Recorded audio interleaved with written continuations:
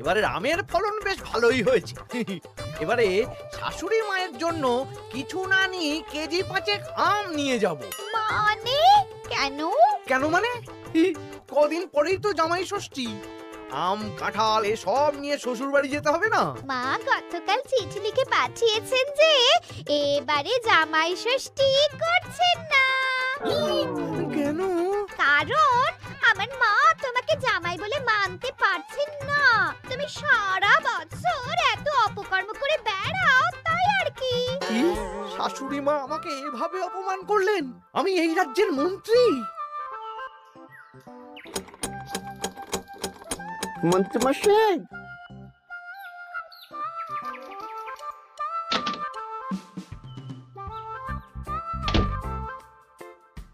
মন্ত্রীমশাই, কানাঘুষে খবর পেলাম গোপাল এবার ওর জামাইকে গলদা চিংড়ি ইলিশ মাছ দুটোই খাবে। বলিস কি রে? গোপালের বাড়িতে জামাই ষষ্ঠীতে হই হুল্লোড় হবে, খাওয়া দাওয়া হবে, আর আমি সেদিন বাড়িতে বসে আঙ্গুল কামড়াবো। ইস! তাহলে গোপালের হই হুল্লোড় ভেস্তে দিন। ঠিক বলেছিস। শোন, দুটো চিঠি লিখতে হবে, মানে ভালো কাউকে দিয়ে লেখাতে হবে। কি চিঠি? একটা চিঠি লেখা হবে গোপালের জামাইকে, আর আরেকটা চিঠি লেখা হবে গোপালকে। চিঠিতে কি লেখা থাকবে মন্ত্রী মশাই? গোপালকে যে চিঠিটা পাঠানো হবে সেটাতে লেখা থাকবে জামাই ঘুরতে যাবে বলে এবছর জামাই ষষ্ঠীতে তারা আসতে পারবে না।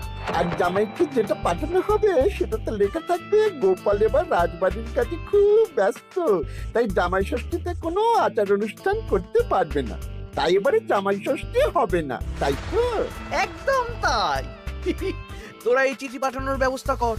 অন্তত নিজের মনে শান্তি না থাকলেও গোপালের অশান্তি দেখলে একটু তো সুখ হবে।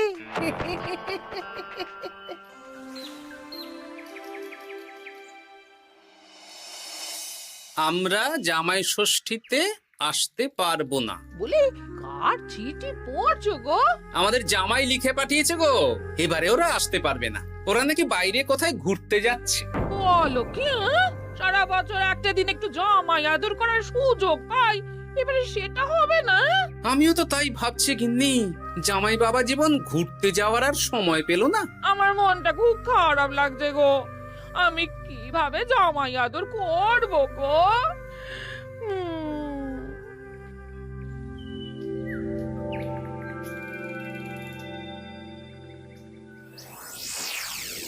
জামাই বাবার জীবন, এই বছর আমি রাজসভার কাজে খুব ব্যস্ত থাকবো, তাই এবারে জামাই ষষ্ঠী পালন করতে পারবো না। তোমাকে আর মিনুকে পরে একদিন খাইয়ে দেব। আমার আশীর্বাদ নিও, ভালো থেকো। ইতি তোমার বাবা শ্বশুর গোপাল। হ্যাঁ, এই তুমি কার চিঠি পড়ছো গো? তোমার বাবার চিঠি গো। কি লিখেছে গো চিঠিতে? এবারে জামাই ষষ্ঠী হবে না, আমার খাওয়াও হবে না। হ্যাঁ নয় হ্যাঁ, দূর দূর, ভাল লাগে না।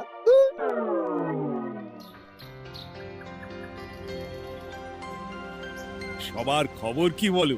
খবর খুব খারাপ মহারাজ। কেন গোপাল?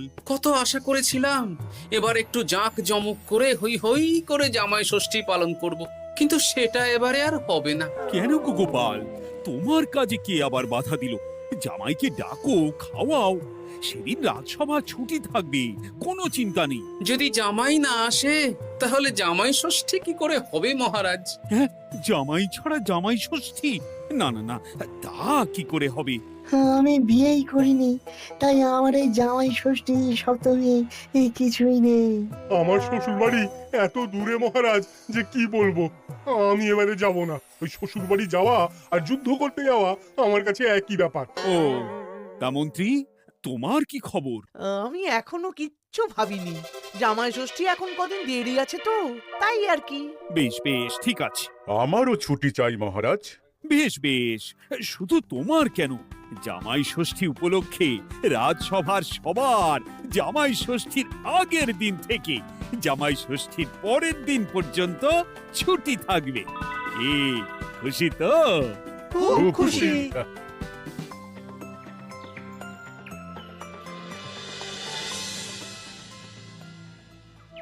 এ কি গো গিন্নি, আজ শুধু আলু সেদ্ধ আর ভাত।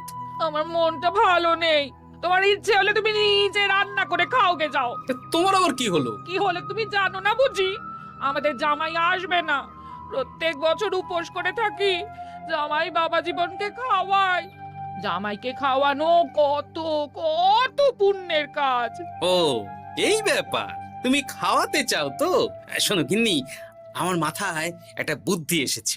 এতে তোমারও পুণ্য লাভ হবে। কি বুদ্ধি শুনি?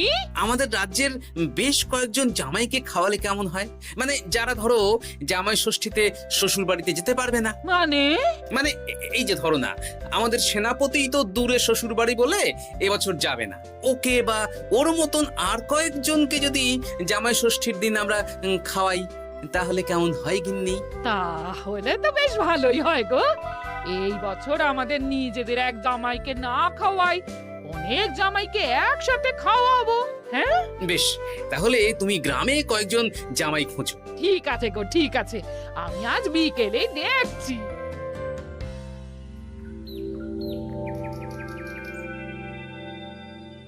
কি গোপাল, আজ তোমায় বেশ খুশি খুশি দেখাচ্ছে। গতকাল দুঃখ ছিল, কিন্তু আজ আনন্দ আছে মহারাজ। কেন গোপাল, আমাদেরকেও বলো, এত আনন্দ কিসের? ময়ূরের পেখম, পায়রার পালক, গোপালের মনে কিসের আনন্দ, কিসের পুলক? আমি ভেবেছি এই বছর জামাই ষষ্ঠীতে একটা না অনেক কটা জামাইকে আমার বাড়িতে খাওয়াবো। এ কি গোপাল, আমরা যতদূর জানি তোমার তো একটাই মেয়ে আর একটাই জামাই, তাহলে অনেক কটা জামাইকে কি করে খাওয়াবে শুনি?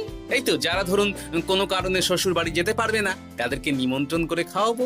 আর আমার গিন্নি ভালো মন্দ রান্না করবে। হ্যাঁ সেনাপতি, তুমি তো এবছর শ্বশুর বাড়ি যেতে পারবে না, তাই এক কাজ করো, জামাই ষষ্ঠীর দিন দুপুরবেলা আমার বাড়িতে তোমার গিন্নিকে নিয়ে চলে এসো। দুপুরবেলা তোমাদের দুজনের নিমন্ত্রণ রইল। হ্যাঁ সত্যি? হ্যাঁ গো সেনাপতি, সত্যি। কি মজা! হ্যাঁ, আমার গিন্নিটারও মন খারাপ ছিল, আর কিছু বলবে না। বেটা গোপাল কিছু না কিছু একটা উপায় বের করে ফেলবে। আমার একটাও পরিকল্পনা সফল হয় না। দূর দূর। তা গোপাল, কতজনের আয়োজন করছো তুমি? এখনো হিসেব করিনি মহারাজ, সে যা হবে দেখা যাবে। আমার গিন্নি যেমন রান্না করতে ভালোবাসে, তেমন খাওয়াতেও ভালোবাসে। খাওয়াও খাওয়াও, প্রাণ ভরে খাওয়াও।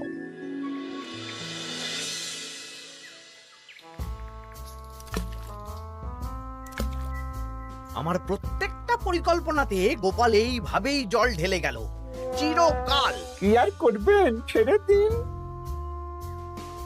ও আপনার চিরশত্রুই থাকবে। না না না না না, ছাড়া যাবে না। তোরা বুঝতে পারছিস না, এভাবে গোপাল গণজামাই ভোজন করিয়ে কত মান সম্মান বাড়িয়ে নেবে। হ্যাঁ, আপনার কূটবুদ্ধি আর গোপালের শ্রীবৃদ্ধি হবে। একদম বাজে কথা বলবি না। মাঝে মাঝে বুঝতেই পারি না তোরা কার দলে। একেবারে আপনার দলে। আমাদের উপরে খাপ্পা হবেন না, আমরা গোপালকেই ধাপ্পা দেব। বেশ বেশ, শোন তাহলে, গোপাল যখন এত লোকজনকে খাওয়াবে, তখন নিশ্চয়ই বাজার দোকান ভালোই করবে। হ্যাঁ, তা তো করবেই। গোপাল তো আর নিজের ঘরের ভিতরে চাষ করেন না, সবই বাজার দোকান থেকেই কিনতে হবে। তোরা আজ থেকেই সব দোকানে দোকানে খোঁজ নিতে শুরু করে দে, গোপাল কোথায় কি কি বায়না করছে। আচ্ছা, তারপর ওই মালপত্র বাজার দোকান থেকে আর গোপালের বাড়িতে যেন না পৌঁছয়, সেই ব্যবস্থাটা করতে হবে। মানে বলতে চাইছেন গোপাল বাজার দোকান থেকে বড় কিছু নিয়ে বাড়ি ঢোকার আগেই সেটা ওর হাত থেকে ছিনতাই করতে হবে, তাই তো? একদম তাই। যা, এক্ষুনি সব দোকানে দোকানে খোঁজ নেওয়া শুরু কর। ঠিক আছে মন্ত্রী মশাই।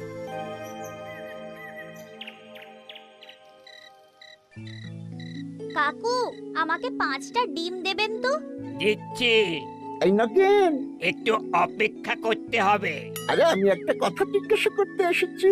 কি কথা? বলছি, গোপাল কি বড় কিছুর বায়না করে গেছে বা ফর্দ দিয়ে গেছে? না না, গোপাল তো আজ আসেনি। কেন? না, এমনি। এ কি বটা কাকা দাদুর খোঁজ খবর নিচ্ছে কেন? ব্যাপারটা দাদুকে জানাতে হবে। এই নে 5টা ডিম।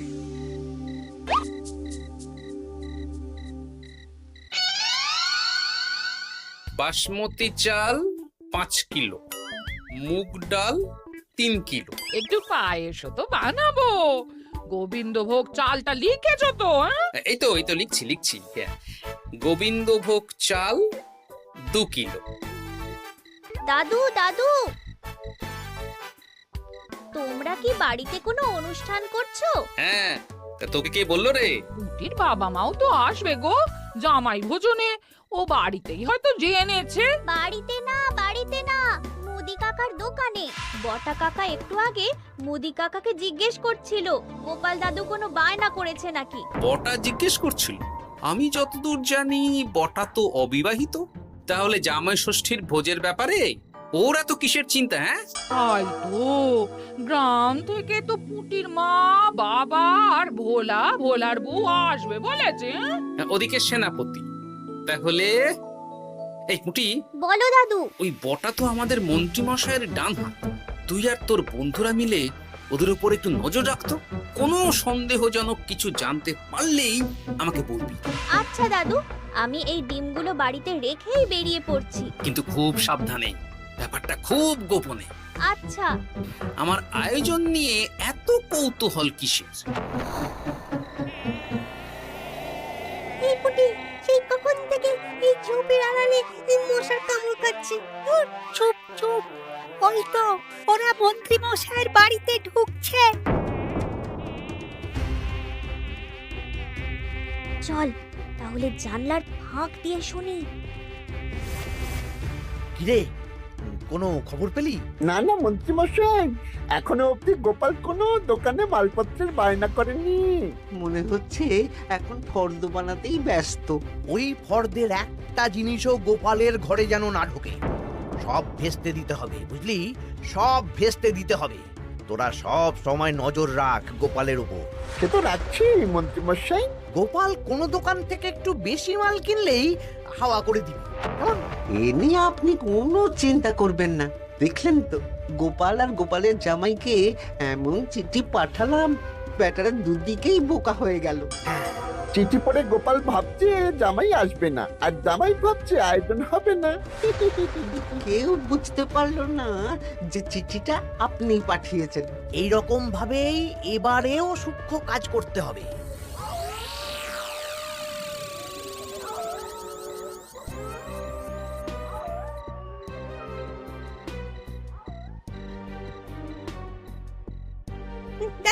দাদু খবর পেয়েছি। কি খবর রে? খবর মানে একেবারে গরম খবর। আরে কি শুনলি সেটা বলবি তো। বটা কাকা আর ঘটা কাকা এখনো অব্দি গোপাল কোনো দোকানে মালপত্রের বায়না করেনি। গোপাল কোনো দোকান থেকে একটু বেশি মাল কিনলেই হাওয়া করে দিবি। দেখলেন তো গোপাল আর গোপালের জামাইকে এমন চিঠি পাঠালাম, ব্যাটারা দুদিকেই বোকা হয়ে গেল। ও আচ্ছা, এই ব্যাপার। তার মানে মন্ত্রী মশাই আমাকে টুপি পরিয়েছেন। সাবাস বাচ্চারা, সাবাস। তাহলে আমাদের এবার দাদু খাওয়াবে তো? নিশ্চয়ই। জামাই ষষ্ঠীর দিন তোরা সবাই আমাদের বাড়িতে দুপুরবেলা খাবি। আর কিছু কাজ করতে হবে, বুঝলি? কি কাজ? বলো দাদু, বলো। আমি যে বড় ফর্দ বানিয়েছি সেটা অনুযায়ী একসাথে আনা যাবে না, অল্প অল্প করে তোরা নিয়ে আসবি। আমিও আনবো। বুঝে গেছি দাদু, তাহলে কেউ সন্দেহই করতে পারবে না। একদম তাই। এবার দেখি কাউকে একটা পাঠিয়ে জামাইকে নিয়ে আসতে হবে। হয়তো জামাই আমাকে ভুল বুঝেছে।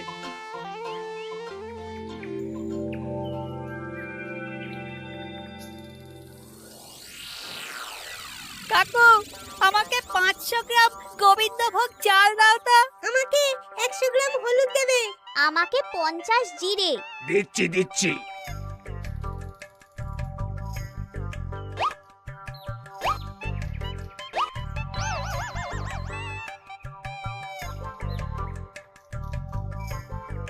আরে ওই তো গোপাল। ভাইয়া, আমাকে 200 গ্রাম সর্ষের তেল দাও তো। দিচ্ছি গোপাল দাদা, দিচ্ছি।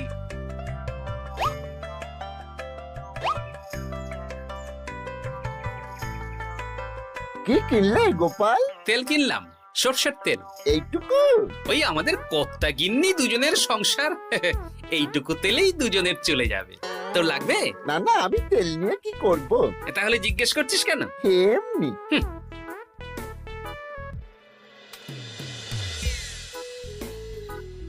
গোপাল এখনো কোনো দোকানে বায়না করলো না? না না, শুধু একবার 200 গ্রাম সর্ষের তেল কিনলো আর বিকেলে 250 গ্রাম গোবিন্দভোগ চাল। যাব বাবা, এই জামাই ষষ্ঠী তো চলে এলো, তাহলে কেনাকাটা কবে করবি? সেটাই তো বুঝতে পারছি না। আমি তো বাজারের দিকে নজর রাখছিলাম, দেখি গোপাল মাত্র 1 কেজি আলু আর 500 গ্রাম পেঁয়াজ নিয়ে বাড়ি চলে গেল। এই তো মহা মুশকিল হলো। আহা, তোরা 2-3 দিন পর একবার গোপালের বাড়িতে নজর দিস তো। ঠিক আছে।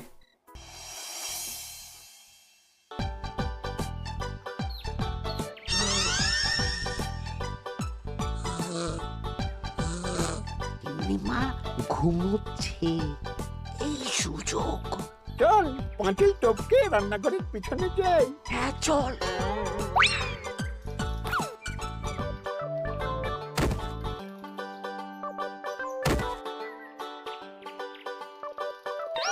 ঘটা গোপালের রান্নাঘরে দেখ, এ তো ভরপুর জিনিস, ফল, মুদিখানা, কাঁচা সবজি সব ঝুড়ি ঝুড়ি। তাই তো, চল চল চল। বলিস কি, গোপাল এত জিনিস কি করে আনলো? সেটাই তো বুঝতে পারছি না। এ কি আমার ওপর দিয়ে বেরিয়ে গেল? শোন, মাছ, মাংস আর দই মিষ্টি তো দিনের দিন কিনতেই হবে, ওগুলো যেন গোপালের বাড়িতে না পৌঁছায়। ওটা আমরা দেখে নিচ্ছি। একদম বিড়ালের মতন ওত পেতে বসে থাকবো, সুযোগ পেলেই ছো মারবো। বিড়াল না, বাঘ হতে হবে।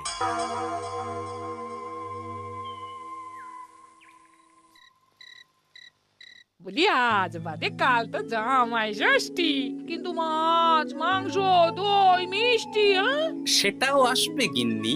তার জন্য সুরক্ষার বন্দোবস্ত করেছি সেনাপতি আর 2 জন প্রহরীকে দিয়ে।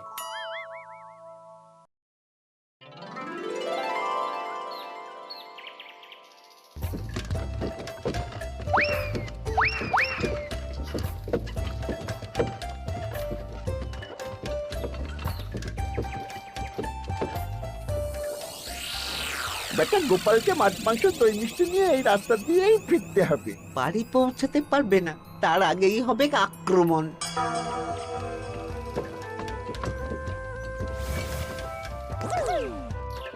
এই গাড়ি থামাও, গাড়ি থামাও। কি হলো গো? ও গোপাল দাদা, সামনে ডাকাত। 7 সকালে ডাকাত? মনে হয় খুব বোকা ডাকাত। এই গাড়িতে যা যা আছে এক্ষুনি সব আমাদের দিয়ে দাও। নইলে খ্যাচাং ফু। গলাটা তো বটা ঘটা। কিরে, তোরা মুখে কাপড় চাপা দিয়ে ডাকাতির অনুশীলন করছিস? বাজে কথা না বলে মাছ, মাংস, দই মিষ্টি আমাদের হাতে তুলে দাও গোপাল, নইলে। নইলে কি? হ্যাঁ, তার আগে যে অন্য মজা আছে। কি মজা? কিরে, তাল পাতা সেপাই হয়ে ডাকাতি করছিস? এই সেরেছে সেনাপতি। চল বেটা, আজ তোদের জবাই হবে। ওরে বাবারে, আমাদের ছেড়ে দাও। সেনাপতি, এক কাজ কর, ওদের আমাদের সাথে নিয়ে চলো। বাড়িতে কাজের লোকের অভাব আছে কিনা। সেটাই ভালো হবে, চলো চলো।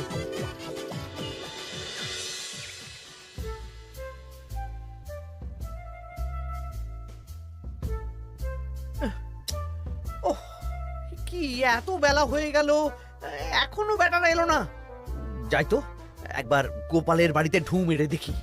উফ, এ কোথায় যে গেল বটা ঘটা? বাবা, বাবা, খাওয়া দাওয়া কখন শুরু হবে? এই তো জামাই বাবা জীবন, মাংসটা হয়ে গেছে, বটা মাছ ধুতে গেছে, ও এলেই মাছ ভেজে সর্ষে ইলিশ বানানো হবে। উফ, আমার যা তর্স হয়েছে না।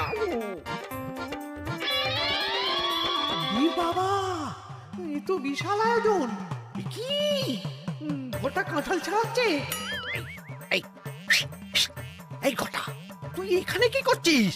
আরে মন্ত্রী মশাই যে, আসুন আসুন আসুন, দেখুন বিনে পয়সায় একটা আম কাঁঠাল ছাড়ানোর লোক রেখেছি।